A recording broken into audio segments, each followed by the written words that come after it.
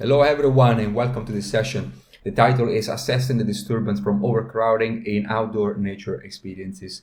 I'm going to start by asking you a question. Have you ever been anywhere outdoor with the idea of enjoying nature, just only to find yourself surrounded by more people than nature? If you ever experienced anything like this, then you're not being the only one. It was a reality before COVID-19 when mass tourism was indeed a reality, a global reality. Like for example, Iceland, which is the country where I live and where this work was carried on, saw a drastic increase in the number of visitors just in a matter of few years. Typically, the assessment of overcrowding is done through questionnaires. You provide questionnaires or you interview the visitors after they've been visiting a particular location. Imagine, for example, a national park. We wanted to take a different approach. We wanted to tackle this particular problem space with an interdisciplinary approach. And our idea was to leverage on some wisdom learned from user experience, design, and from exploratory research. And started by reframing the problem a little bit and looking at both overcrowding and nature as experiences, particularly overcrowding being a disturbance to the nature experience. So we thought that the best way to assessing overcrowding, instead of doing some passive monitoring, was to involve actively the people visiting the particular natural location and put them into a position where they could self-report moment to moment and in context their perception of overcrowding. In order to do that, we prototype a new device to support our experimental approach into assessing overcrowding. Here is the device. It's this little box that can fit to someone's hands. This is a portable device, and through this device, a visitor can record their subjective perceptions of overcrowding. The way it works is that this device is recording its location and its time moment to moment, and this device comes with only two buttons. Through these two buttons, a person can record whenever she feels that there are too many people at the park, at the location, or whenever it feels that the people are not that many. The place is too isolated.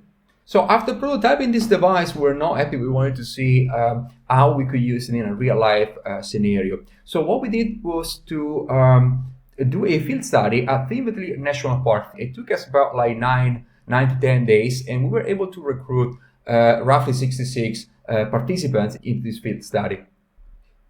Here you can see an example of the type of data that we can extract from one of these devices. Once the device is given to a person, the person carries on the device with her through the entire tour of the national park. We can see where the person pressed the button to communicate, to report that the area, that location was feeling as overcrowded. So this is for one person.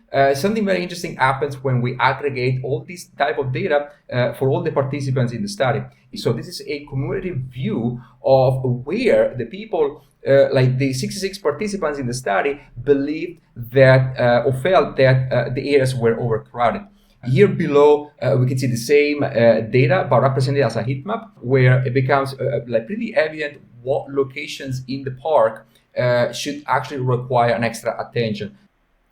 So in order to reinforce our confidence that we got some valuable results out of this field study, we wanted to investigate if there were any correlation between the number of people at the park at any given time and the number of times that the participants in the study reported a feeling of a perception of overcrowding. So we could find this correlation that reinforced our confidence that the device was indeed capable of allowing the people to self-report this particular perception of overcrowding on a moment-to-moment basis. So at this point, we felt, for example, with the previous visualizations and this correlation, we felt that we definitely got some deeper view into the phenomenon of overcrowding at Thimbletree National Park. However, we thought that overcrowding is not a static phenomenon. Overcrowding is a perception of something dynamic that changes over time. So what we did was to actually create a special UI, to design a special UI to be able to visualize this dynamic nature of the phenomenon of overcrowding, the perception of overcrowding.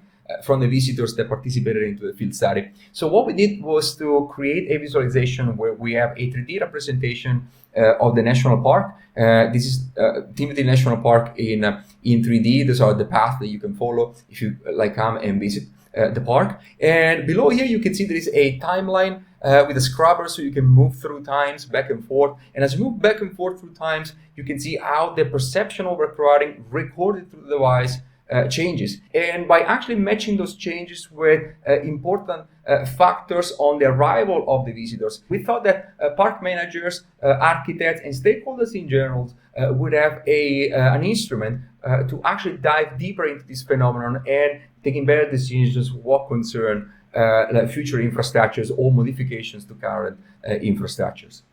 And with this, I conclude. I thank you for watching this presentation, and I welcome you to the Q&A session. I'm looking forward to it. Could be an opportunity to dive a little bit deeper in some of the aspects that I could not cover in such a short presentation. Thank you for watching.